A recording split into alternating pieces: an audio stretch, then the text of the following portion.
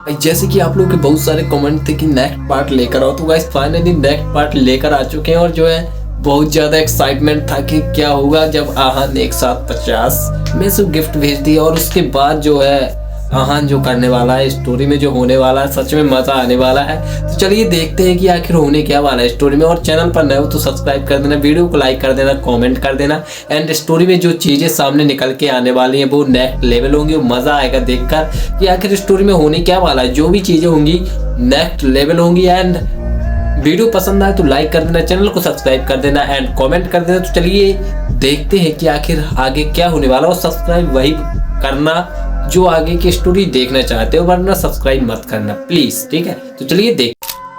Broadcast खत्म होने में अब कुछ ही मिनट बचे थे। राशि के पास आए 50 मैसिव गिफ्ट्स की वजह से उसकी ऑडियंस और उसकी वैल्यू गेम में बहुत बढ़ोतरी आई थी। राशि बहुत खुश थी कि यह ब्रॉडकास्ट ही उसकी जिंदगी में खुशी लाता था। राशि बहुत इमोशनल हो रही थी, उसके लिए बहुत बड़ी बात थी। राशि अपने मन में सोच रही थी, कोई मेरी मदद किए बिना किसी कॉम्प्रोमाइज की कर रहा है, ये मेरे लिए बहुत बड़ी बात है। दुनिया कैसी है मैं अच्छे से जानती हूँ, उसमें जब अच्छे लोग मिल जाते हैं तब बहुत अच्छा लगता है। दरअसल राशि भी हिमानी की तरह ही थी। उसकी फैमिली भी मिडिल क्लास थी। जब वो यूनिवर्सिटी आई थी तब उसका कोई दोस्त नहीं था। कबीर और भाविक जैसे लड़के उसे अक्सर हरास और मुलिस करते थे। तभी लोगों ने इससे कहा था कि अगर वो किसी अमीर लड़के के साथ रिलेशन में आएगी या उसके साथ एक रात बिताएगी तो उसकी लाइफ सेट हो जाएगी, उसे किसी से घबराने की जरूरत नहीं होगी। जब राशि के लिए सब कुछ सहना मुश्किल हो गया था तब उसने फैसला किया था कि सबकी बात मानकर किसी लड़के के साथ वो कॉम्प्रोमाइज करेगी। राशि जब किसी का दरवाजा खटखटाने के लिए आखिरी कदम लेने वाली थी, वो पीछे हट गई। राशि बहुत समझदार और अच्छी लड़की थी। वो ऐसा कुछ नहीं करना चाहती थी जिसके लिए उसका दिल न माने। वो ऐसी इंसान नहीं बनना चाहती थी जिससे वो खुद नफरत करे, इसीलिए राशि पीछे हट गई। लड़की को मॉलेस्टेशन और हरासमेंट से बचने के लिए राशि ने अपने बारे में अफवाह फैला दी कि वो किसी बड़े इंसान के साथ कॉम्प्रोमाइज कर रही है। इससे भाविक और कबीर जैसे लड़कों ने उसे परेशान करना बंद कर दिया। खुद को सपोर्ट करने के लिए राशि लाइव स्ट्रीमिंग और ब्रॉडकास्टिंग करने लगी। इसमें भी राशि बहुत डिसेंट काम करती थी। जब कभी उसे शो ऑफ की जरूरत होती थी, वो अपनी खूबसूरती शो ऑफ करती थी। उसके पास सपोर्ट के लिए कोई बड़ा टाइकून नहीं था। उसका स्टूडियो इतना पॉपुलर नहीं था जितना भी उसकी खुद की मेहनत की वजह से था। आज आहान की मदद करने से वो टॉप स्ट्रीमर को हराने वाली थी। राशि का चेहरा खुशी से लाल हो गया था। Thank you divine talent, thank you so much, राशि ने कहा। राशि की स्क्रीन पर हंगामा हो गया था। सब उसे चीयर कर रहे थे। राशि के व्यूअर्स बढ़ गए थे और इसके जीतने के चांसेस अब 100% थे। स्क्रीन पर ब्रॉडकास्ट खत्म होने का काउंटडाउन शुरू हो गया था। 5, 4। उधर डिम्पल बहुत पैनिक कर रही थी। वो किसी ऐसी वैसी स्ट्रीमर से हारना नहीं चाहती थी। उसने अपनी सिंगिंग से लोगों को अपनी स्क्रीन पर बुलाने की बहुत कोशिश की, पर कुछ फायदा नहीं हुआ। सब राशि की ही ऑडियंस में थे। 3, 2, 1, You win! राशि की स्क्रीन पर नाम फ्लैश होने लगा। राशि बहुत खुश थी। जीत की वजह से उसकी आंखों में आंसू आ गए थे। उसने सबको थैंक यू बोला और स्ट्रीम खत्म कर दी। उधर अपने रूम में आहान भी खुश था कि राशि जीत गई थी। आहान नहीं जानता था कि राशि के लिए ये ब्रॉडकास्ट कितना इम्पोर्टेंट था, पर वो ये अच्छे से जानता था कि उसके लिए ये बहुत इम्पोर्टेंट था। दूसरी तरफ डिम्पल बहुत गुस्से में थी। वो ऐसे लाइव स्ट्रीम्स कभी नहीं हारी थी, पर आज उसे किसी छोटी स्ट्रीमर से हारना पड़ा था। राशि ने अपना मुंह धोया, खुद को संभाला और आहान के रूम में गई। बहुत सोचने के बाद राशि ने डोर नॉक किया। आहान ने जब दरवाजा खोला तब राशि ने कहा, थैंक यू सो मच आहान। इसमें मैंने कुछ नहीं किया, तुम मुझे क्यों थैंक यू बोल रही हो? आहान ने कहा, मैं आज तुम्हारे और तुम्हारे दोस्त की वजह से ही जीती हूँ। राशि ने कहा, दरअसल राशि, तुम अपनी वजह से जीती हो। दरअसल मैंने तुम्हारी लाइव स्ट्रीमिंग देखी थी। आज मैंने तो कल तुम्हें एक बहुत बड़ी सेंसेशन बनोगी। आहान ने कहा। दरअसल आहान ने देखा था कि राशि कितनी पोलाइट, डिग्निफाइड और कामली स्ट्रीम कर रही थी। उसमें किसी तरह का कोई एरोगेंस नहीं था। आहान, तुम्हारे दोस्त ने मुझे टोटल 2,79,000 की गिफ्ट दिए हैं। इनमें से कुछ परसेंटेज ऐप रख लेगा और बाकी मुझे मिलेंगे। तो मुझे अपने दोस्त का अकाउंट नंबर दे दो, मैं खाली 1,50,000 ट्रांसफ़र करवा दूंगी। बाकी जो बेचेंगे वो मैं जब और पैसे कमा लूंगी तब दे दूंगी। राशि ने बहुत इनोसेंस के साथ कहा, अरे इसकी कोई ज़रूरत नहीं है। मेरे दोस्त ने तुम्हें ये गिफ्ट्स वापस देने के लिए नहीं दिए हैं, ठीक है? आहान ने कहा। ये आहान ने राशि के लिए सिर्फ इसलिए दिए थे क्योंकि उसने हिमानी की मदद की थी। उसे नहीं लगा था कि राशि उसे ये पैसे लौटाने के लिए इतनी सीरियस होगी। नहीं आहान, मैं इतने महंगी गिफ्ट्स एक्सेप्ट नहीं कर सकती, राशि ने कहा। आहान को यह देखकर बहुत खुशी हो रही थी कि राशि वो पैसे लौटाना चाहती थी, पर आहान उससे वो पैसे नहीं ले सकता था। आहान ने कहा, राशि, मेरा दोस्त बहुत पैसे वाला है, उसे इतने अमाउंट से कोई फर्क नहीं पड़ेगा। अरे ऐसा करना, तुम जब इतना अमाउंट कमा लो ना तब उससे चैरिटी में दे देना, इससे ज़रूरतमंद की मदद हो जाएगी और तुम समझ लेना कि तुमने ये पैसे रिटर्न कर दिए, ठीक है? आहान ने कहा। ओके, राशि मान गई। दोनों की प्रॉब्लम्स का ये बेस्ट सॉल्यूशन था। एक पैसा लेना नहीं चाहता था और दूसरा देना चाहता था, इसलिए चैरिटी ही बेस्ट ऑप्शन था। राशि जब अपने रूम में गई तब उसके फोन पर बहुत सारे कॉल्स और मैसेजेस आए। सब जानना चाहते थे कि वो कौन था जिसने राशि को इतने सारे गिफ्ट्स दिए थे। राशि ने आहान के दोस्त के बारे में जानबूझकर नहीं पूछा था, वो अपने उसूलों की पक्की थी। उसने सोच लिया कि फ्यूचर में वो आहान के दोस्त का एहसान जरूर चुकाएगी। राशि ने सारे कॉल्स और मैसेजेस को इग्नोर कर दिया। अगले दिन जब हिमानी उठी तब वो बेटर फील कर रही थी। आहान उसके सामने सोफे पर बैठा था। अब कैसा लग रहा है हिमानी? आहान ने पूछा। ठीक लग रहा है, हिमानी ने कहा। तुम फ्रेश हो जाओ, फिर नाश्ता करके मैं तुम्हें यूनिवर्सिटी ड्रॉप कर देता हूँ। ओके, हिमानी ने कहा और वॉशरूम में चली गई। हिमानी को ड्रॉप करके आहान जब ऑफिस पहुंचा तब चिराग उसका इंतजार कर रहा था। चिराग बहुत एक्साइटेड लग रहा था। आहान को देखते ही वो उसके पास गया और बोला, आहान, लाइफ केयर हॉस्पिटल से जो हमें कमीशन मिलने वाला था ना वो मिल गया है, और अश्विन हमें जो रिवॉर्ड देने वाला था वो भी मिल गया ब्रो। ये सब इतना जल्दी हो गया? आहान सरप्राइज था। उसने सोचा था कि अश्विन इतनी आसानी से पैसे नहीं देगा। अरे मैनेजर अश्विन डर गए होंगे कि तुम ये बात बाकियों को बता दोगे। सब काम फटाफट हो गया भाई, चिराग ने कहा। पूरे 10 लाख मिले हैं, चिराग ने आहान को चेक देते हुए कहा। अश्विन ने फाइनेंस डिपार्टमेंट से कहकर यह काम तुरंत करवा दिया। चिराग जानता था कि लाइफ केयर हॉस्पिटल से कॉन्ट्रैक्ट लाने में उसका कोई हाथ नहीं था। वो आहान के साथ सिर्फ ड्राइवर बनकर गया था, इसलिए आहान इस अमाउंट में से उसे जितना हिस्सा देगा वो उसे मंजूर होगा। चिराग, हम ये 50-50 करेंगे, 50-50, ओके? नहीं, अरे वह इतना डिजर्व नहीं करता, सब कुछ तुमने किया था इसलिए तुम ज्यादा डिजर्व करते हो, चिराग ने कहा। आहान जानता था कि चिराग यही बोलेगा, इसलिए उसने कहा, ठीक है फिर तुम 3 लाख रख लो। अरे नहीं, ये बहुत ज्यादा है भाई। मैं कुछ नहीं सुनूंगा, ठीक है? ये तुम्हारा हक है, इसलिए इसे रखो, आहान ने कहा। पहले दिन से चिराग ने आहान का साथ दिया था। उसके लिए इतने रुपए कुछ मायने नहीं रखते थे, पर चिराग के लिए ये बहुत बड़ा अमाउंट था। अरे ओके भाई, चिराग ने कहा। अब तो आहान की बात वो नहीं टाल सकता था। चिराग, बाकी जो रुपए बचे उससे एक कार खरीद लेना, ठीक है? आहान ने कहा। आहान अभी नहीं जानता था कि उसे और कितने दिन यहाँ रहना पड़ेगा, इसलिए इजी ट्रैवल के लिए उसने कार खरीदने का फैसला किया। तुम्हें बाकी रुपयों से कार खरीदनी है? चिराग ने शौक होते हुए कहा। आहान ने कार खरीदने की बात ऐसे कही थी जैसे कि वो कुछ खिलौना खरीदने की बात कर रहा हो। हाँ, 7 लाख की कार खरीद लेना। मुझे कार के बारे में ज्यादा नॉलेज नहीं है, इसलिए तुम्हें जो सही लगे वो करना, ठीक है? आहान ने कहा। आहान जानता था कि चिराग कार्स के मामले में एक्सपर्ट है, इसलिए उसने ये फैसला किया था।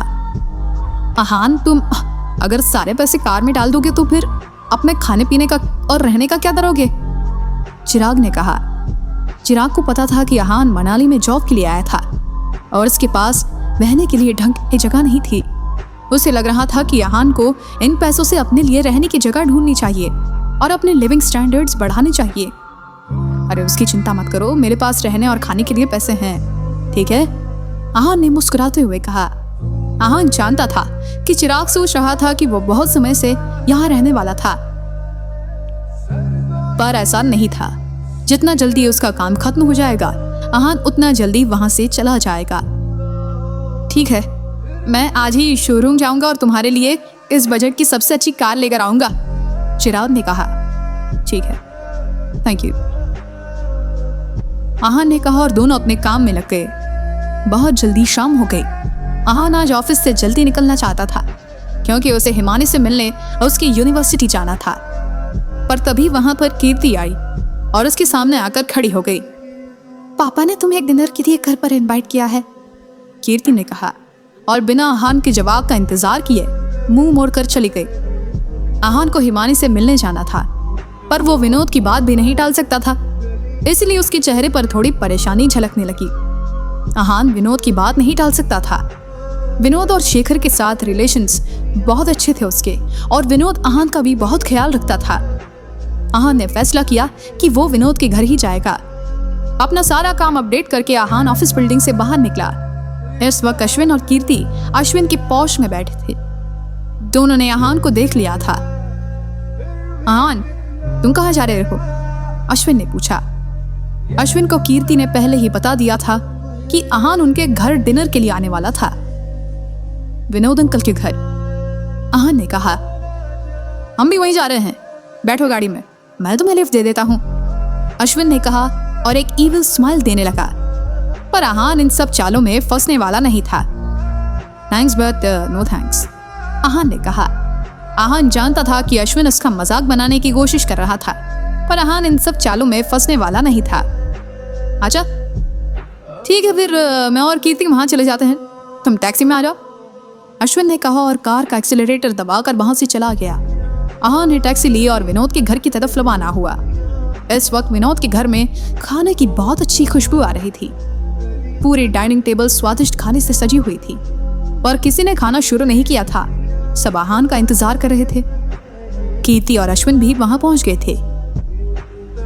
विनोद, अगर तुमने खाना शुरू नहीं किया तो सब ठंडा हो जाएगा और फिर कुछ अच्छा नहीं लगेगा, मधु ने कहा। मधु को बिल्कुल अच्छा नहीं लग रहा था कि विनोद आहान की इतनी परवाह कर रहा था।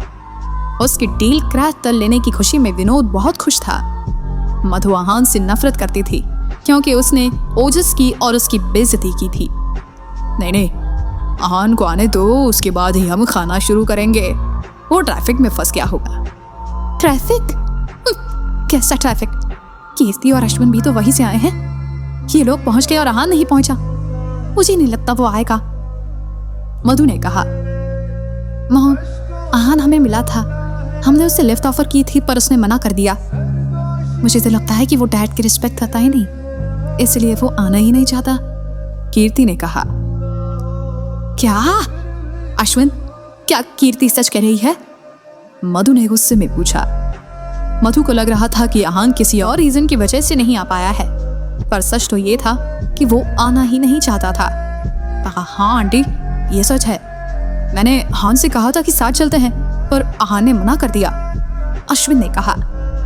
अश्विन ने सोचा कि वो ये बात विनोद को आहान के आने के बाद बताएगा, पर फिर कीर्ति ने पहले ही बोल दिया था। अब वो इस बात को नमक मिर्च लगाकर बता सकता था। पता नहीं खुद को समझता क्या है ये, मधु ने कहा। विनोद, खाना शुरू कर दो, मधु गुस्से में थी। नहीं, आहान जरूर आएगा, विनोद ने कहा। आहान जब वहां पहुंचेगा तब आगे क्या होगा? विनोद जानता था कि आहान कैसा लड़का है, इसलिए उसे पूरा विश्वास था कि वो वहां पर जरूर आएगा। जब सब आहान को भला बुरा कह रहे थे तभी आहान वहां पहुंचा। सॉरी, आप लोगों को मेरा इंतजार करना पड़ा, मैं ट्रैफिक में अटक गया था दरअसल, आहान ने आते ही कहा। उसकी टैक्सी सच में ट्रैफिक में अटक गई थी और ये सच था, पर मधु इस बात को मानने वाली नहीं थी। ट्रैफिक था? क्या तुम आना नहीं चाहते थे? मधु ने उससे ताना मारते हुए कहा। वो सिर्फ विनोद का लिहाज कर रही थी और चुप थी, वरना वो आहान को बहुत सुनाती। मधु, विनोद ने गुस्से में कहा और उसे घूरने लगा। सब वहां थे तो इस बारे में आगे बात करने की कोई जरूरत नहीं थी। आहान, आओ बैठो, हम तुम्हारा इंतजार कर रहे थे। विनोद ने मुस्कुराते हुए आहान से कहा। हाँ, ये संकट, आहान ने कहा और चेयर पर बैठ गया। अंकल, अब आपकी तबीयत कैसी है? आहान ने पूछा। विनोद इस बार थोड़ा बेहतर लग रहा था। कुछ ही दिनों में उनकी तबीयत काफी ठीक हो गई थी। पहले से काफी बेहतर है, विनोद ने कहा। आहान आ गया है, अब हम खाना शुरू कर सकते हैं, विनोद ने अपना स्पून उठाते हुए कहा। हम शुरू करें उससे पहले मैं कुछ बताना चाहता हूँ। वैसे तो सबको पता है, फिर भी मैं बहुत खुश हूँ इसलिए बोलूँगा। आहान ने कंपनी में काम शुरू करने के बाद अपनी कंपनी को बहुत अच्छी डील साइन करवाई है। मुझे हमेशा से पता था कि वो बहुत काबिल है। I am proud of you Aahan. Vinod का चेहरा खुशी से चमक रहा था। वहीं अश्विन के चेहरे पर जबरदस्ती की मुस्कान थी। वो कहीं ना कहीं जानता था कि आहान उससे उसकी बेइज्जती करने का बदला जरूर लेगा। लाइफ केयर हॉस्पिटल से डील क्रैक करना बड़ी बात ही है, मधु ने सार्कास्टिक टोन में कहा। उसे लग रहा था कि आहान ने कुछ नहीं किया था, बस उसकी किस्मत ही अच्छी थी कि उसकी वजह से उसकी डील साइन हो गई थी। जी आंटी, आहान ने कहा। उसे किसी की बात से कोई फर्क नहीं पड़ता था। वो जानता था कि मधु क्या सोच रही है, पर ऐसी औछी औरत से बहस करना नहीं चाहता था वो। ये सब देखकर विनोद ने जल्दी से अपना ग्लास उठाया और आहान के लिए टोस्ट रेस किया। आहान, उसे आगे से भी सक्सेस मिले। थैंक यू विनोद अंकल, आहान ने कहा और विनोद के ग्लास से चीयर्स किया। विनोद की तरफ से इतना अपनापन देखकर आहान बहुत खुश था। आहान, तुम्हारी बिजनेस स्किल्स तो बहुत अच्छी है। मैं तुम्हारा बॉस जरूर हूं, पर ऐसी स्किल्स तो मुझ में भी नहीं है। तुम अगर ऐसे ही मेहनत करोगे ना तो जल्द भी टीम लीड बन जाओगे, अश्विन ने कहा और मुस्कुराने लगा। आहान ने कुछ नहीं कहा, बस मुस्कुराने लगा। वो जानता था कि अश्विन ये बात सिर्फ इसलिए कह रहा था क्योंकि वो जताना चाहता था कि आहान भले ही कुछ भी कर ले, पर वो एक मामूली एम्प्लॉय ही रहेगा और अश्विन ही उसका बॉस रहेगा। अश्विन के बोलने के बाद जब सब चुप हो गए तब मधु ने कहा, ये जो आहान को इतना बड़ा कमीशन मिला है वो अश्विन की वजह से मिला है ना? नहीं आंटी, जो किया है आहान में किया है, वो बहुत काबिल है, अश्विन ने कहा। नहीं अश्विन बेटा, हम सब एक परिवार हैं। यहाँ तो किसी से कुछ छिपाने की तुम्हें जरूरत नहीं है। जो है तुम हमें सच बता सकते हो। मतलब अश्विन को समझ नहीं आ रहा था कि मधु क्या कहना चाह रही थी। मतलब ये कि डील फाइनल करने में तुमने ही आहान की सीक्रेटली मदद की है ना? मधु ने कहा। मैं जानती हूँ तुमने ये सब इसलिए किया है ताकि आहान को कंपनी में थोड़ी इज्जत मिले, मधु ने कहा। अश्विन ये सब सुनकर हैरान था। उसे नहीं पता था कि मधु आहान से इतनी नफरत करती है कि वो उसकी तरक्की बर्दाश्त नहीं कर सकती। अब नहीं आंटी, अश्विन अपनी बात पूरी करता इससे पहले मधु ने कहा, तुम्हें झूठ बोलने की कोई जरूरत नहीं है। अरे आगे से ध्यान रखना कि तुम इसके लिए ऐसा कुछ ना करो जो ये वापस चुका ना पाए। इसकी जितनी हैसियत है उतनी ही मदद करना। मधु, क्या बकवास कर रही हो तुम? विनोद ने कहा। उसका चेहरा उतर गया था। इतना सब हो जाने के बाद भी मधु आहान के बारे में ऐसा बोल रही थी। भले ही अश्विन ने मदद की हो, पर इसका मतलब ये बिल्कुल नहीं था कि आहान ने कुछ नहीं किया था। मैं कहाँ बकवास कर रही हूँ? तुम्हारी भी तो ट्रेडिंग कंपनी है। तुम बताओ, ऐसा कोई नया सेल्समैन इतना बड़ा कॉन्ट्रैक्ट ला सकता है? फिर तुमने कैसे सोच लिया कि ये इतना बड़ा कॉन्ट्रैक्ट ले आएगा? मधु ने कहा। यह सुनकर विनोद के चेहरे का रंग बिल्कुल उड़ गया था। मधु जो कह रही थी वो सच था। किसी भी नए एम्प्लॉय के लिए इतना बड़ा कॉन्ट्रैक्ट लाना मुश्किल बात तो है ही। ये पॉसिबल था कि अश्विन ने आहान की मदद की हो। कीर्ति ने जब ये सुना तो वो भी हैरान रह गई, पर उसने मन की बात अपने चेहरे पर नहीं आने दी। उसे अच्छे से पता था कि इस कॉन्ट्रैक्ट में अश्विन का कोई हाथ नहीं था। वो चाहती थी कि मधु और विनोद इस बात को सच माने ताकि वो दोनों अश्विन की और इज्जत करने लगे। जब कीर्ति चुप थी तो अश्विन ने भी फैसला किया कि वो भी कुछ नहीं बोलेगा। जब मधु को ये बात माननी थी तो यही सही। आहान ने टेबल पर बैठे सब लोगों को देखा और मुस्कुराने लगा। वो अपने मन में सोच रहा था, कैसे लोग हैं, इनमें कोई सेल्फ रिस्पेक्ट नहीं है क्या? तुम्हें इतनी हंसी क्यों आ रही है?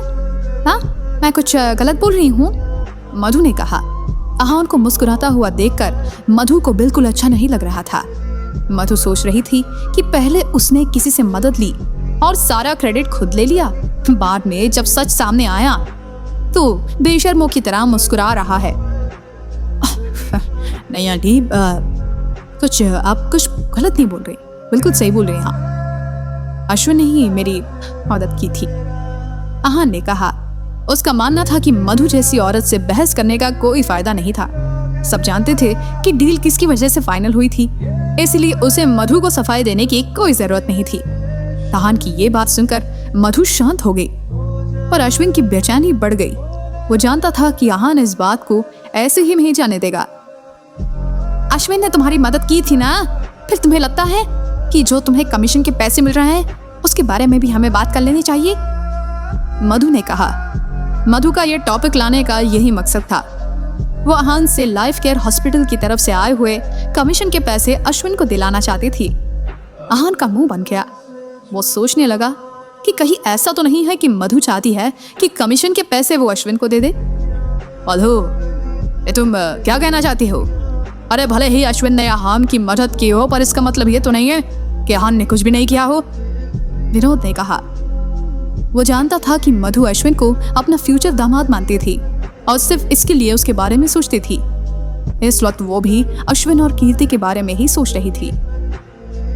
इसने क्या किया? टिक कर ही कह सकता है। अगर अश्विन ने इसकी मदद नहीं की होती तो इसे ये कॉन्ट्रैक्ट कभी नहीं मिलता। कॉन्ट्रैक्ट तो दूर की बात है, इसे कंपनी में जॉब ही नहीं मिलती।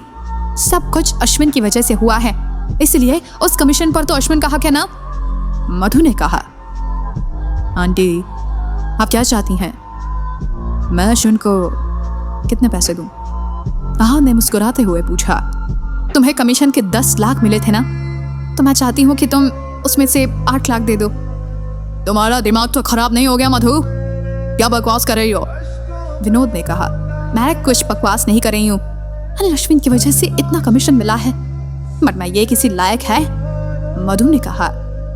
अच्छा, आपको ऐसा लगता है? हाँ बिल्कुल, ऐसा ही लगता है। ऐसा लगता नहीं, ऐसा मैं जानती हूँ। हिसाब से तो मेरे पैसे अश्विन को मिलने चाहिए, पर क्योंकि तुम उसके लिए काम करते हो इसलिए तुम्हें 2 लाख मिलने चाहिए, मधु ने कहा।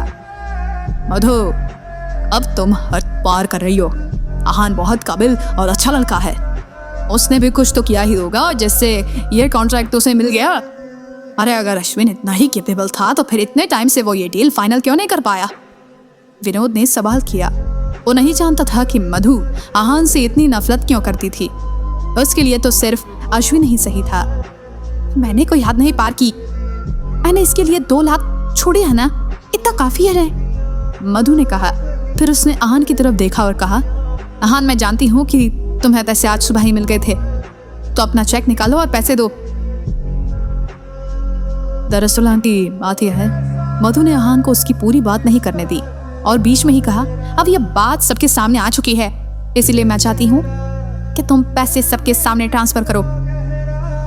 मधु आहान से तुरंत पैसे लेना चाहती थी, क्योंकि वो जानती थी कि अगर आहान मनाली से चला गया तो फिर वो उससे पैसे नहीं ले पाई थी। आई एम सॉरी आंटी, पर वो 10 लाख खर्च हो गए, आहान ने कहा। खर्च हो गए? तुम्हें वो पैसे आज ही तो मिले थे और तुमने आज ही उन्हें खर्च कर दिया? हाँ वो, आहान ने कहा, पर मधु ने फिर उसकी बात काट दी। 10 लाख थे, 10 रुपए नहीं जो तुमने खर्च कर दिए। अगर तुम्हें अश्विन को पैसे नहीं देने थे तो साफ साफ बोलो, हम बेवकूफ नहीं है जो तुम्हारी बातों में आ गए, मधु ने कहा। मधु को यह सोचकर बहुत गुस्सा आ रहा था। आहान अश्विन को पैसे नहीं देना चाहता था, इसलिए झूठ बोल रहा था। आंटी, मैं आपका मेहमान हूँ, अरे थोड़ा मुझे भी बोलने दीजिए। ये बात सुनकर मधु की आंखें बिल्कुल लाल हो गई। इतना गुस्सा करने की कोई जरूरत नहीं है। उस दिन लाइफ केयर हॉस्पिटल में मैं अकेले नहीं गया था, मेरे साथ चिराग भी था, इसलिए उन 10 लाख में से 3 लाख मैंने चिराग को दे दिए। और बाकी 7 लाख? मधु ने कहा, बता रहा हूँ, आप चुप रहो पहले। बाकी के 7 लाख मैंने कार में डाले, मैंने उससे कार खरीदी है, आहान ने कहा। आहान की ये बात सुनकर सब हैरान हो गए। किसी ने नहीं सोचा था कि आहान उन पैसों से ऐसे कार खरीद लेगा या ऐसे खर्च कर देगा उन्हें। क्या तुम अभी अभी मनाली आए हो? तुम्हारे पास रहने के लिए घर नहीं है और तुम कार खरीद रहे हो? ये क्या बकवास है? मधु ने कहा, ये बकवास नहीं है बल्कि सच है। आपको नहीं माना है तो फिर मैं कुछ नहीं कर सकता, आहान ने कहा। आहान का काम सच बताना था।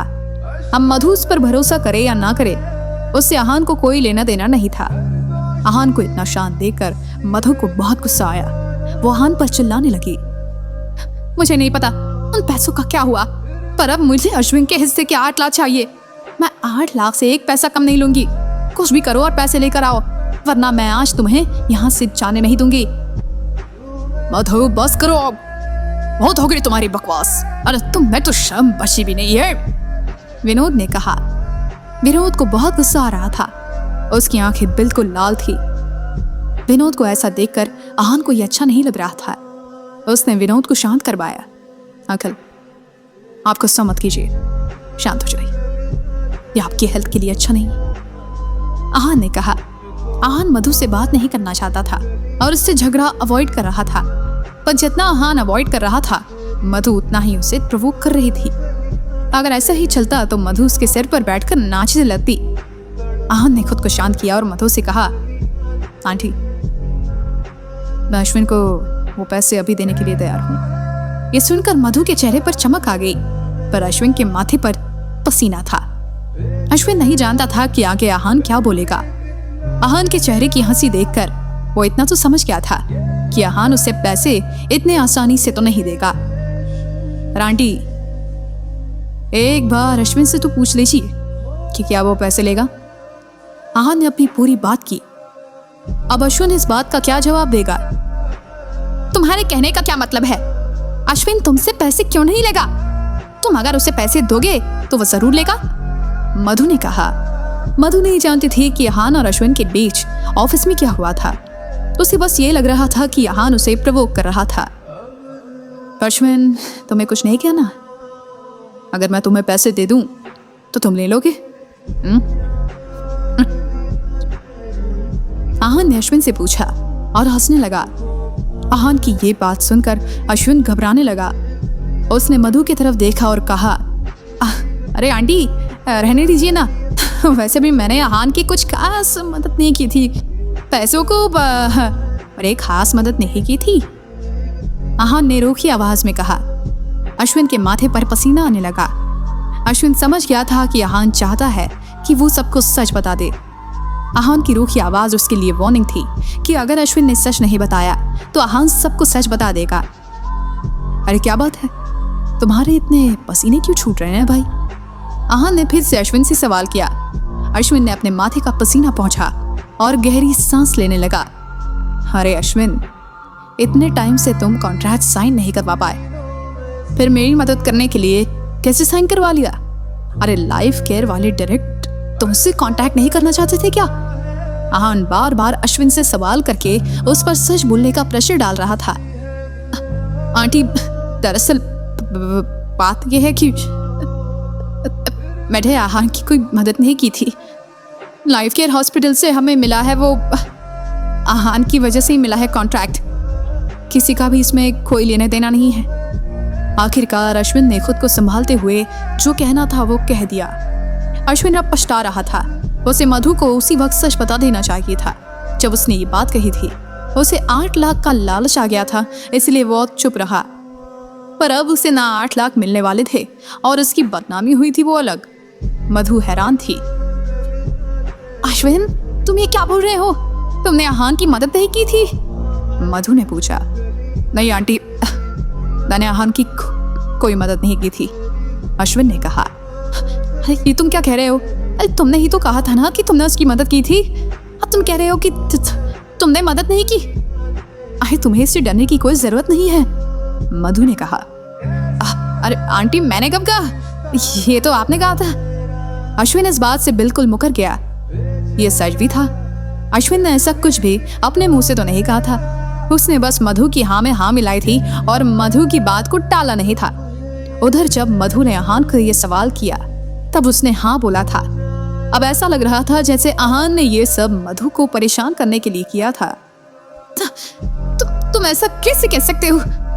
मधु को गुस्सा आने लगा, पर जब अश्विन ने कोई जवाब नहीं दिया तो मधु ने कहा, अश्विन मुझे सच बताओ, क्या ये नालायक तुम्हें डरा धमका रहा है?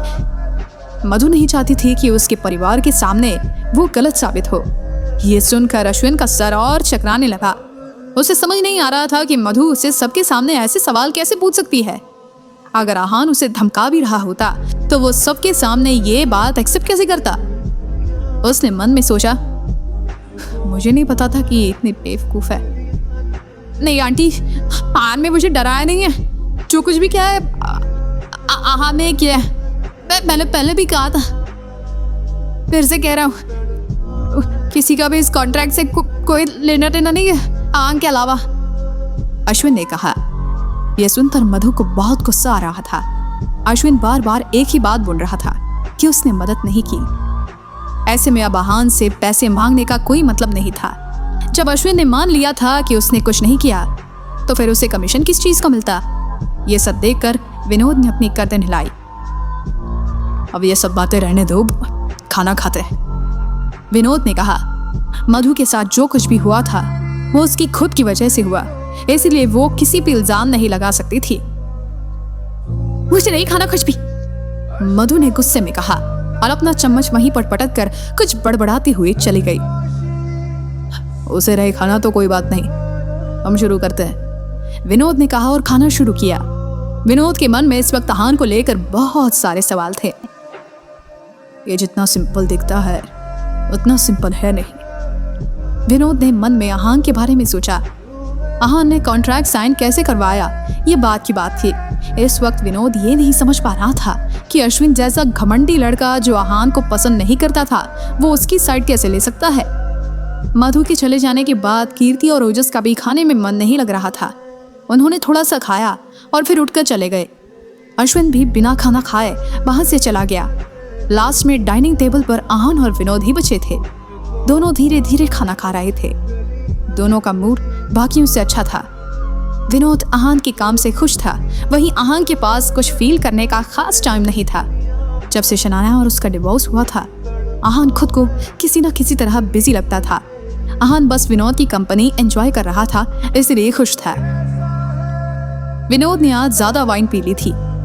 उनका चेहरा बिल्कुल लाल हो गया था। उनका सर हल्का सा घूमने लगा था।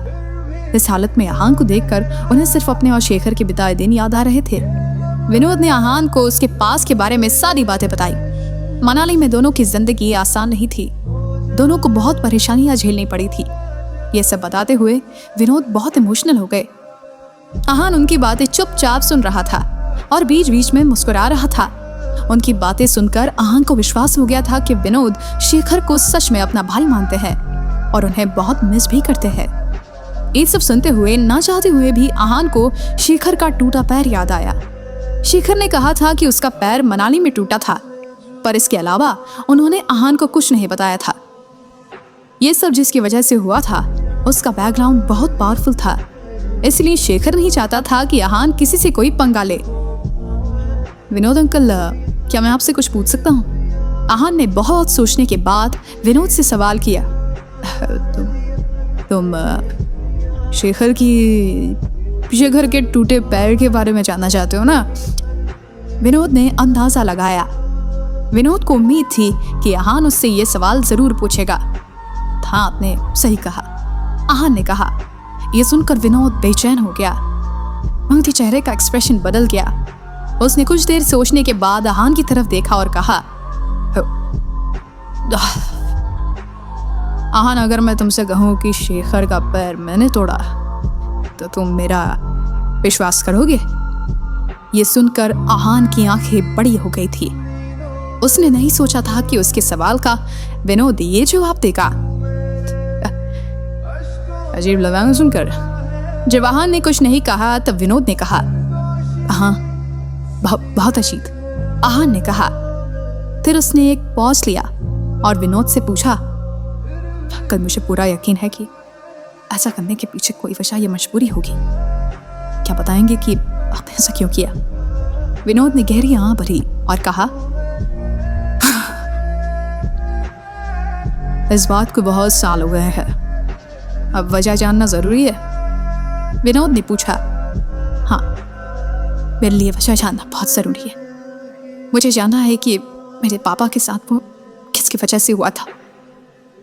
आहान ने कहा, तुम इतना बोल रहे हो तो मैं इसलिए बताता हूँ। शेखर का पैर मैंने तोड़ा था, पर मैं भी मजबूर था। अगर मैं ऐसा नहीं करता तो शेखर आज जिंदा नहीं होता। विनोद ने कहा। आपको किसने मजबूर किया था? आहान ने पूछा। तुम क्यों जानना चाहते हो आहान? विनोद ने कहा।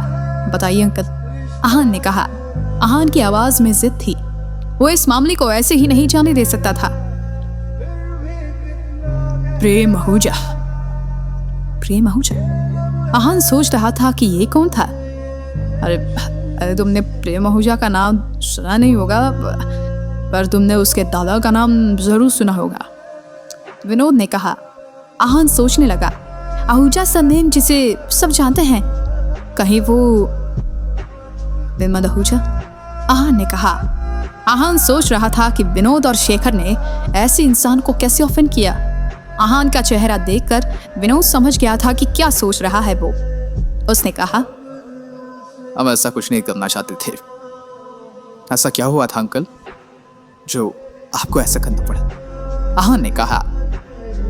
उस साल मैं और शेखर समुंदर के रास्ते बिजनेस कर रहे थे और आहूजा फैमिली से टकराने के अलावा हमारे पास और कोई ऑप्शन नहीं था, विनोद ने कहा। आहूजा फैमिली शिप्स और कार्गो में बहुत बड़ा नाम थी। उनका फॉरेन से भी बहुत बड़ा बिजनेस होता था, जिसमें समुंदर के रास्ते बिजनेस करना था। उसके रास्ते आहूजा फैमिली को जरूर आते थे। मैं और शेखर शहर में नए थे और ज़्यादा कुछ नहीं जानते थे। हम जब बोट से जा रहे थे तब बीच रास्ते कुछ लोगों ने हमारी बोट में आग लगा दी। विनोद ने सब याद करते हुए कहा। बोट में आग लगा दी? पर क्यों? क्योंकि हम निकलने से पहले आहूजा फैमिली से मिले नहीं थे और उन्हें ग्रीट नहीं किया था। ये सुनकर हमें बहुत गुस्सा आया। अरे उस वक्त हम नहीं जानते थे कि आहूजा फैमिली क्या है और हमें अपनी ताकत का पूरा भरोसा था, इसलिए हमने उन लोगों को बहुत मारा। और फिर विनोद बोलते बोलते रुक गया। फिर आहान ने पूछा, फिर इसकी बात अगले दिन प्रेम हमसे मिला। उसने हमें बताया कि जिन लोगों को हमने पीटा था उनमें से एक उसका कजिन भाई था। उस वक्त प्रेम ने हमें सिर्फ 2 ही ऑप्शंस दिए थे, या तो उसके आगे घुटने टेक कर हम माफी मांग ले या फिर हमें चांद से मार दे कबो।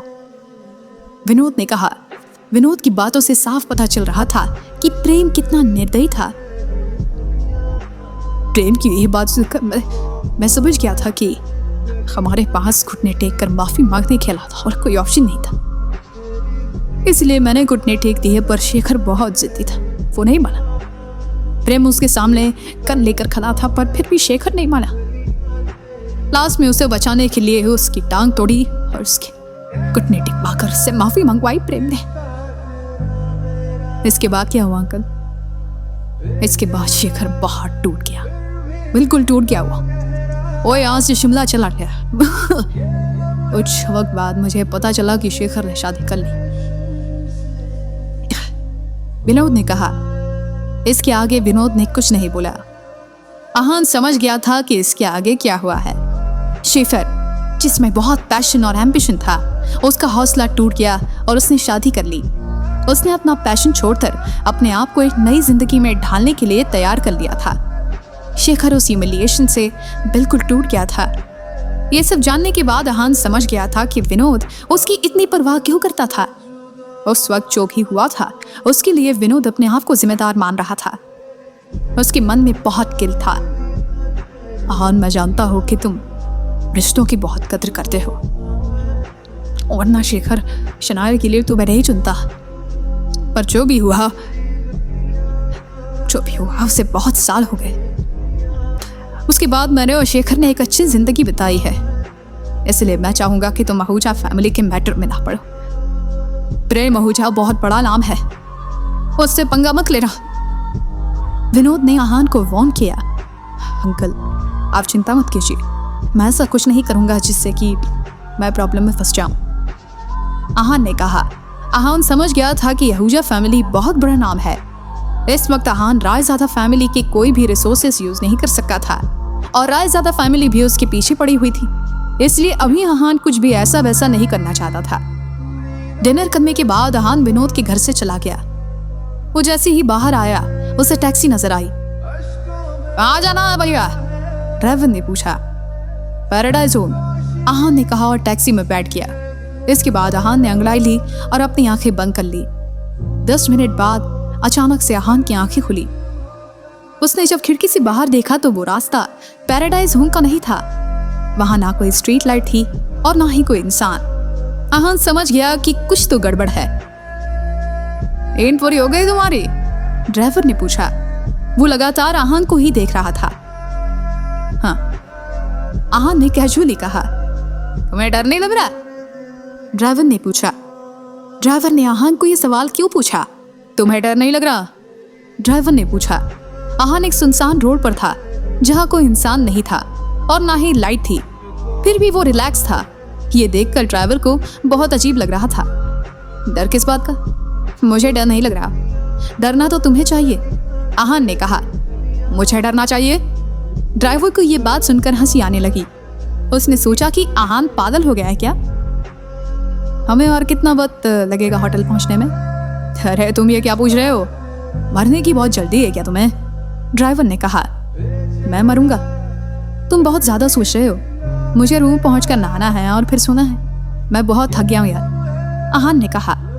आहान की बातें सुनकर उस ड्राइवर ने मुंह बिगाड़ लिया। वो सोच रहा था कि आहान सच में इतना बेवकूफ है कि उसे समझ नहीं आ रहा कि उसके साथ क्या हो रहा है, या वो सिर्फ ना डरने का नाटक कर रहा है। ड्राइवर को मुंह बिगाड़ता हुए देखकर आहान ने उससे पूछा, तुम्हें मधु आंटी ने भेजा है ना? आहान को मनाली आए कुछ ही दिन हुए थे और इस बीच उसने ज्यादा लोगों से बातचीत नहीं की थी। स्टेशन वाले 2 लोग उसके साथ ऐसा नहीं कर सकते थे। कबीर और भाविक उससे पहले ही घबराए हुए थे, इसलिए वो इतने जल्दी कदम नहीं उठाएंगे। अश्विन की कमजोर कड़ी आहान के हाथ में इसलिए थी, वो भी ऐसा कुछ नहीं करने वाला था क्योंकि बाकी बची मधु इतनी घमंडी और नकचड़ी थी कि वो कुछ भी करने से पहले सोचती नहीं थी। आहान ने अंदाजा लगाया कि डाइनिंग टेबल से जाने के बाद मधु ने इस आदमी को फोन किया होगा। ये उनके घर के बाहर उसका इंतजार कर रहा होगा और जैसे ही उसे आहान दिखा तो वो टैक्सी लेकर आ गया। तुम क्या बोल रहे हो? मुझे समझ नहीं आ रहा है, ड्राइवर ने गुस्से में देखते हुए कहा। आहान ने उसे नजरअंदाज कर दिया और मुस्कुराने लगा। ड्राइवर की आवाज से आहान को यकीन हो गया था कि ये सब मधु ने ही किया है। कुछ देर बाद टैक्सी एक पुरानी फैक्ट्री के सामने आकर रुकी। वहां 8-10 लड़के थे जो ड्राइवर का ही इंतजार कर रहे थे। ड्राइवर गाड़ी से उतरा और उन लड़कों के पास गया। तुम उसे ले आए? एक लड़के ने पूछा। उसके बाल पीले थे और वो उस ग्रुप का लीडर लग रहा था। हाँ, वो गाड़ी में बैठा है, बाहर निकालो उसे। तभी एक जोर से धड़ाम की आवाज आई। टैक्सी का दरवाजा उड़कर 10 मीटर दूर जाकर गिरा। सब लड़के बहुत डर गए। कुछ तो ऐसे कांप रहे थे जैसे उन्होंने भूत देख लिया हो। तभी आहान बहुत कैजुअली टैक्सी से उतरा और सब लड़कों को देखने लगा। फिर उसने मुस्कुराते हुए कहा, सॉरी, थोड़ी ज्यादा ताकत लगी ना, मैं अपनी पावर कंट्रोल नहीं कर पाया। उन लड़कों को समझ नहीं आ रहा था कि वो इस बात का क्या जवाब दें। अगर आहान की ताकत से कार का दरवाजा टूटकर इतना दूर जाकर गिर सकता था तो वो उन लड़कों का क्या करता? आहान उन लड़कों को ऐसे देखकर डिसअपॉइंट हो गया। उसने सोचा नहीं था कि वो लड़के इतना डरपोक होंगे कि आहान से कुछ भी नहीं कहेंगे। अब तुम लोगों को कुछ बोलना नहीं है तो मैं बोल देता हूँ। मैं जानता हूँ कि ये सब मधु का किया हुआ है। सब लोग और ज्यादा डर गए। आहान ये भी जानता था कि ये किसने किया है। इसका मतलब था कि आहान कोई साधारण आदमी नहीं था। देखो, मैं सब जानता हूँ। मधु ने तुम्हें बोला होगा कि मुझे किडनैप करके मुझे डराओ और मारो, मुझसे पैसे निकलवाने की कोशिश करो, है ना? आहान ने कहा। आहान सब कुछ जानता था। इससे वो लड़के घबरा गए। उनके पैर कांप रहे थे और माथे पर पसीना हुआ था। अब तुम मेरे सवाल का जवाब दो। मधु तुम्हारी क्या लगती है? आहान ने पूछा। आहान जानता था कि ये सब होने के बाद वो आहान को नुकसान पहुंचाने के बारे में सोचेंगे भी नहीं। मुझे उस लड़के ने कुछ बोलना चाहा, पर वो बहुत हकला रहा था। तुम्हारे पास एक मौका है, सच सच बता दो। जब मैं इतना सब पता कर सकता हूं तो तुम दोनों के रिश्ते के बारे में भी पता कर लूंगा। आहान ने कहा। वो मेरी बुआ है, उस पीले बालों वाले लड़के ने कहा। अच्छा, तो तुम उसके भतीजे हो? आहान ने कहा। देखो, आज मेरा मूड अच्छा है, इसलिए मैं तुम्हें कुछ नहीं बोलूंगा और ना ही मधु को कुछ बोलूंगा। पर तुम्हारी बुआ ना मुझे बहुत परेशान कर रही है, इसलिए उन्हें बोल देना कि अब अगर उन्होंने मेरे चुप रहने का गलत फायदा उठाया तो बेहतर होगा। मेरी चुप्पी का मतलब ये नहीं है कि मैं डरता हूँ, मैं बस फालतू पंगा नहीं लेना चाहता। पर अब अगर उन्होंने कुछ किया तो फिर आगे क्या होगा, उसकी जिम्मेदारी मेरी नहीं होगी। आहान ने कहा। आहान को मधु की ऐसी बचकानी हरकतों पर गुस्सा आ रहा था। हाँ बाबा, मैं अभी बुआ के पास जाऊंगा और उन्हें सब बता दूंगा, उस लड़के ने घबराते हुए कहा। इसके अलावा उसके पास कोई और ऑप्शन था भी नहीं। आहान सब जानता था कि उनको किसने और क्यों भेजा था। इसके अलावा उसने एक कार का दरवाजा भी एक हाथ से तोड़ दिया था। अब दफा हो जाओ यहाँ से, आहान ने कहा। सब लोग वहां से डर कर जाने लगे। तभी आहान चिल्लाया, रुको। इसके बाद उसने उस ड्राइवर के कंधे पर हाथ रखा। वो ड्राइवर इतना घबरा गया कि उसके पूरे शरीर पर पसीना आने लग गया। तुम कहाँ जा रहे हो? आहान ने उससे कहा। यह सुनकर उस ड्राइवर के दिल की धड़कन बढ़ गई। उसे लगा कि आहान को वहां वही लाया था, इसलिए आहान उसे माफ नहीं करेगा। मतलब? ड्राइवर ने डरते हुए पूछा।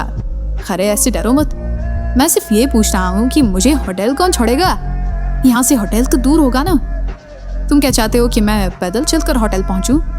आहान ने कहा। आहान को सबको ऐसे डरा हुआ देखकर बहुत हंसी आ रही थी।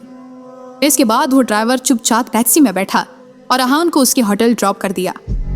आहान के जाने के बाद उस लड़के ने मधु को कॉल किया। उसने मधु को सारी बात बताई, तब उसके हाथ से फोन गिर गया। साधारण सा दिखने वाला लड़का किसी कार का दरवाजा कैसे तोड़ सकता था? वो सोच रही थी कि क्या वो वही आहान था जो अभी वहां से गया था। मधु ने खुद को संभाला, फोन उठाया और अपने भतीजी को फिर से कॉल किया। क्या हुआ बुआ? उस लड़के ने पूछा। आशीष, अपने पापा को बोलो इस मामले में हमारी मदद करने के लिए। मधु इतनी आसानी से हार मानने वाली नहीं थी। मधु की ये बात सुनकर उनका भतीजा आशीष हैरान हो गया। बुआ, आप ये क्या बोल रही हैं? आपको पता है ना डैड कौन है? वो किसी भी आम इंसान को ऐसे मार नहीं सकते हैं। आशीष ने कहा। उसके डैड मार्शल आर्टिस्ट थे और रूल्स के हिसाब से वो किसी पर ऐसे ही हाथ नहीं उठा सकते थे। आम इंसान? जब आहान वहां था तब तुम्हारी आंखें बंद थी क्या? कौन सा आम इंसान ऐसे आसानी से दरवाजा उड़ा सकता है? मधु ने कहा। मधु समझ गई थी कि आहान शायद कोई आम इंसान नहीं था। आंटी, आप क्या कहना चाह रही हैं कि वो मार्शल आर्टिस्ट है? आशीष ने पूछा। आशीष के लिए ये मानना मुश्किल था कि एक घर जमाई मार्शल आर्टिस्ट कैसे हो सकता है।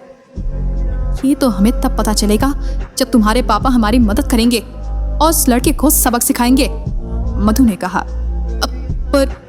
पर कुछ नहीं, इतना सोचने वाली क्या बात है? तुम्हारे डैड मार्शल आर्ट अलायंस में हैं। वो एक घर जमाई को हैंडल नहीं कर सकते क्या? मधु ने आशीष को टोकते हुए कहा। अरे aunty, dad martial art alliance में हैं, पर वो ऐसा नहीं कर सकते। मार्शल आर्ट अलायंस का सबसे बड़ा रूल यही है कि कोई भी बिना वजह किसी पर हाथ नहीं उठा सकता, आशीष ने कहा। ये सब बातें सुनकर आशीष अच्छे से जानता था, इसलिए उसने मधु को समझाने की कोशिश की। बिना वजह अटैक करने के लिए कौन कह रहा है? मधु ने कहा और मुस्कुराने लगी। मतलब? आशीष मधु का प्लान समझ नहीं पा रहा था। तुम्हें अपने डैड से कहना है कि आहान ने कार का दरवाजा तोड़ा और तुम्हें भी थप्पड़ मारे। इससे उन्हें आहान को सबक सिखाने की वजह मिल जाएगी। तुम ये मत कहना कि तुमने उसे किडनैप किया था बल्कि बात को ऐसे बताना जैसे आहान तुम्हारे पास आया था। मधु ने आशीष को सारा प्लान समझाया। आप चाहती हैं कि मैं झूठ बोलूं? आशीष ने पूछा। इतने सच्चे तो तुम हो भी नहीं कि झूठ बोलने में हिचकिचाओ। मधु ने कहा, ठीक है, मैं ऐसा ही करूंगा। वैसे भी आपका प्लान बहुत अच्छा है, मैं भी डैड के सामने अच्छी एक्टिंग करूंगा। आशीष ने कहा, हाँ, अगर तुमने मेरा ये काम कर दिया तो कीर्ति से कहकर मैं तुम्हें उसके दोस्तों से इंट्रोड्यूस करवाऊंगी। यस यस यस बुआ। आशीष खुश हो गया। कीर्ति के फ्रेंड्स बहुत खूबसूरत थी, इसलिए आशीष को उनसे मिलने की बहुत एक्साइटमेंट हो रही थी।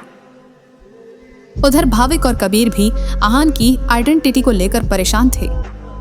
भाविक ने आहान के बारे में इंफॉर्मेशन निकलवाई थी। भाविक कबीर के पास आया और बोला, व्हाट द हेल, दिस बार हमसे बड़ी गलती हो गई। We made a mistake. Bhavik ने डॉक्यूमेंट्स पटकते हुए कहा। कबीर का दिल जोर से धड़कने लगा। ये तुम क्या कह रहे हो?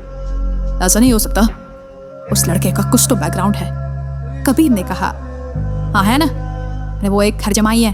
ओ यूजलेस नालायक जो हमें डरा कर गया, वो एक मामूली सा घर जमाई है। भाविक ने गुस्से में कहा, क्या तुम इस बात को लेकर श्योर हो? Are you out of your mind Kabir?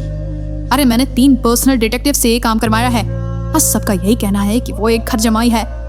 उसने 3 साल पहले गिल फैमिली में शनाए से शादी की थी और तब से वही कर रहा है, वही रह रहा था। वहाँ उसने एक बैंक में जॉब की थी, अब उसका डिवोर्स हो गया है और वो यहाँ पर फैल्कन इंडस्ट्रीज में काम कर रहा है। भाविक ने कहा। भाविक के डिटेक्टिव्स के कुछ ही घंटों में आहान की सारी इंफॉर्मेशन निकलवाने में समर्थ थे। वो लोग मनाली गए और उन्होंने गिल फैमिली से सवाल किया और सब कुछ उनके सामने था। मुझे अभी भी विश्वास नहीं हो रहा, कबीर ने कहा। अभी उसे दाल में कुछ काला लग रहा था। अगर आहान सिर्फ एक घर जमाई था तो वो रक्षित भाटिया को कैसे जानता था? रक्षित की पर्सनैलिटी सब जानते थे। वो किसी ऐसे दोस्त को नहीं बनाता था जो इतना गिरा हुआ हो और घर जमाई बनकर रहे। भाविक, कुछ तो गड़बड़ है। तुम्हें जो इन्फॉर्मेशन मिली वो सिर्फ 3 साल की है, उसकी पहले के बारे में तो हमें कुछ पता ही नहीं है। अरे ये पैदा कहाँ हुआ, शिमला आने से पहले ये क्या करता था, ये सब हमें नहीं पता है अभी तक। कबीर ने कहा, अरे तुम्हें ये सब क्यों जानना है? वो सिर्फ एक घर जमाई है जिसके आगे हम दोनों बेवकूफ की तरह झुक गए। भाविक ने कहा। भाविक, तुम मेरी एक बात मानोगे? कबीर ने पूछा। भाविक के हाव भाव देखकर कबीर समझ गया था कि आहान से बदला लेना चाहता था वो, पर कबीर अभी भी आहान के बैकग्राउंड से सेटिस्फाइड नहीं था। हाँ क्या? भाविक ने पूछा। तुम आहान से बदला लेने के बारे में अभी मत सोचो। अरे पर क्यों? तुम उसके सामने क्यों झुकना चाहते हो? भाविक ने पूछा। भाविक को समझ नहीं आ रहा था कि कबीर इतना क्यों घबरा रहा था। अरे हम उसके 3 साल के पहले वाली जिंदगी के बारे में पता करना चाहिए हमें, कबीर ने कहा। मैंने प्राइवेट डिटेक्टिव से बात की थी, उन्होंने बोला कि ये इन्फॉर्मेशन निकालने के लिए 3 दिन का टाइम चाहिए। अच्छा, फिर 3 दिन तक कुछ मत करना, कबीर ने कहा। ठीक है, अभी तुम बोल रहे हो तो मैं कुछ नहीं करूंगा, पर सारी इन्फॉर्मेशन निकलने के बाद मैं उसे नहीं छोड़ूंगा और तुम्हें मेरा साथ देना होगा। भाविक, अभी के लिए तुम शांत रहो, कबीर ने कहा। मुझे ये समझ नहीं आ रहा है कि तुम्हें क्यों लग रहा है कि वो जैसा दिख रहा है वैसा है ही नहीं। पर क्या 3 डिटेक्टिव्स झूठ बोल रहे हैं क्या? भाविक ने कहा। मैं ये नहीं कह रहा कि डिटेक्टिव्स झूठ बोल रहे हैं, पर कुछ है जो हमसे छूट रहा है। कुछ लोग बहुत स्मार्ट होते हैं, वो अपनी आइडेंटिटी अच्छे से छिपाना जानते हैं। जैसे प्रेम आहूजा को ही ले लो, कबीर ने कहा। बाहर जाते हैं तो सबसे कितना अच्छे से मिलते हैं, कोई ये मान सकेगा कि वो कितने खतरनाक और बड़े आदमी हैं। वैसा ही कुछ सीन मुझे आहान का लग रहा है, कबीर ने कहा। क्या कबीर और भाविक आहान का सच जान पाएंगे? तो तुम्हारा मतलब साफ है, जब तक आहान की हमें पूरी खबर मिल नहीं जाती तब तक हमें कुछ नहीं करना है ना? भाविक ने कहा। हाँ, हम कुछ नहीं करेंगे, पर कबीर ने कहा और मुस्कुराने लगा। पर क्या? भाविक ने पूछा। पर कोई और तो उस पर अटैक कर ही सकता है, कबीर ने कहा। अरे साफ साफ समझाओ कि तुम क्या कहना चाहते हो, भाविक ने कंफ्यूजन में पूछा। साक्षी विपुल सुखानी को जानती है ना, उसे ही सोचने दो कि वो विपुल और हिमानी को कैसे मिलाएगी। इसके बाद उसकी मदद से हमें आहान के बारे में पता चल सकता है। कबीर ने कहा, विपुल का बैकग्राउंड बहुत इन्फ्लुएंशियल था।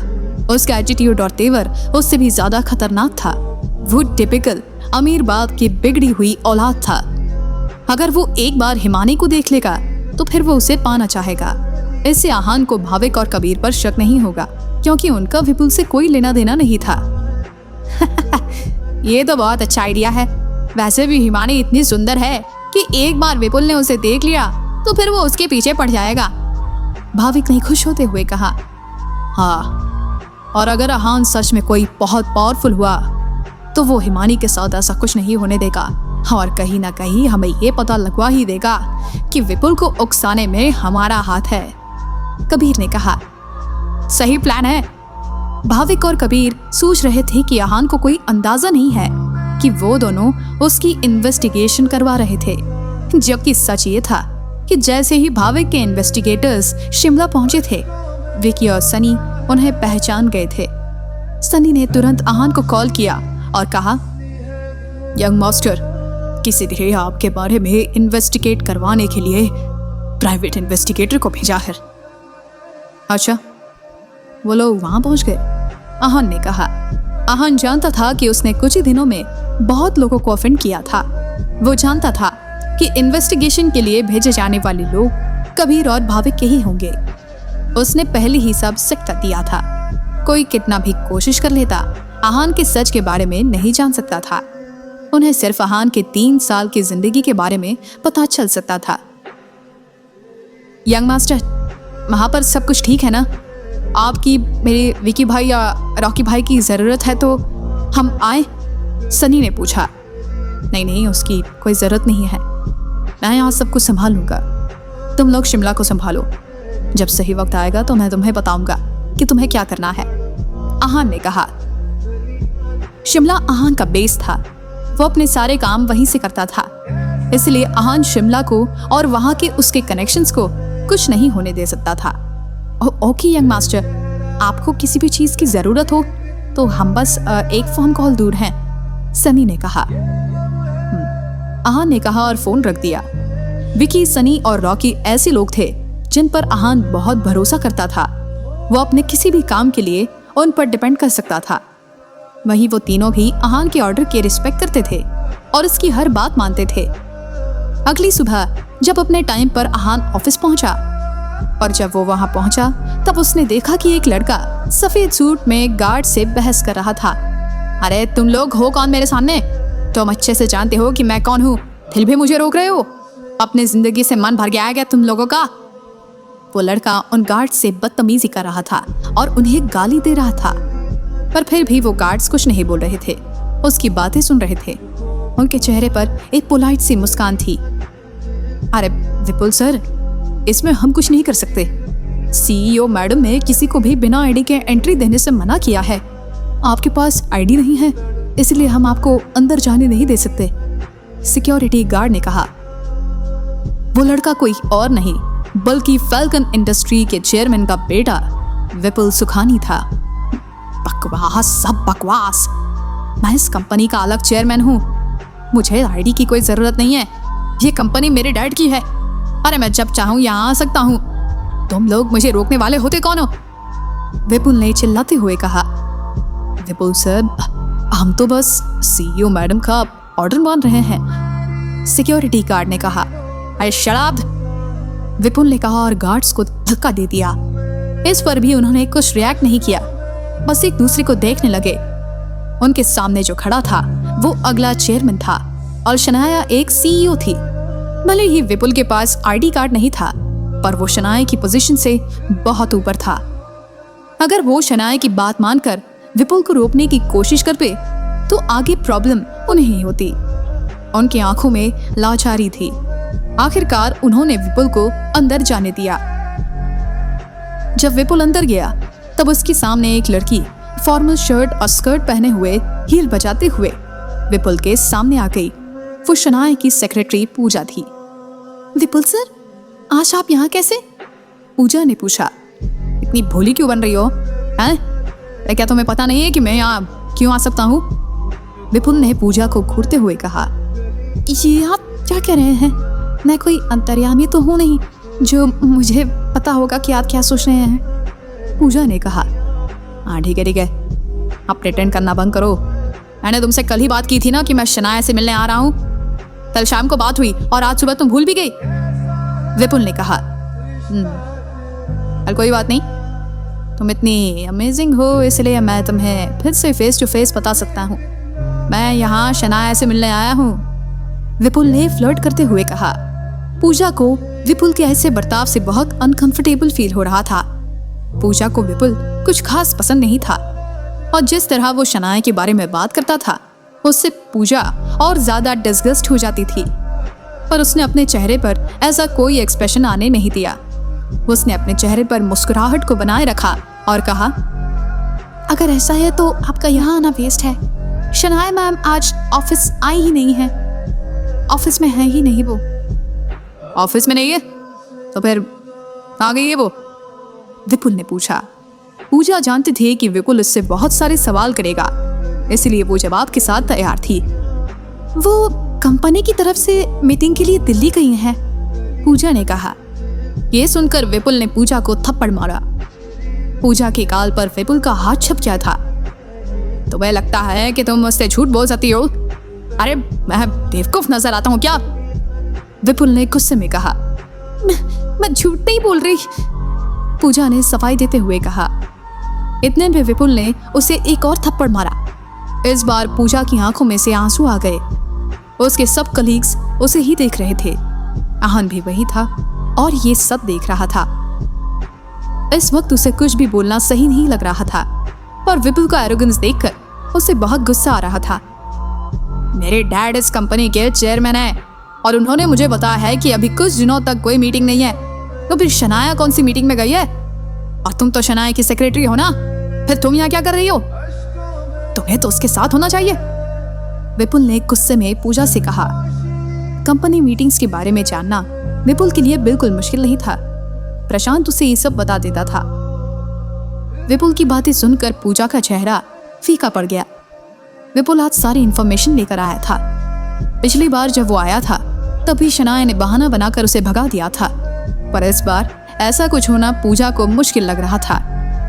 पूजा, मैंने हमेशा से तुमसे प्यार से बात की है, तुम ही मुझे प्रवोक करती हो। अब नाटक बंद करो तो अच्छा होगा, विपुल ने कहा। विपुल की धमकी सुनकर पूजा के पैर कांपने लगे। शनाया कंपनी की सीईओ थी, पर विपुल चेयरमैन का बेटा था। उसके सामने शनाया की कुछ औकात नहीं थी।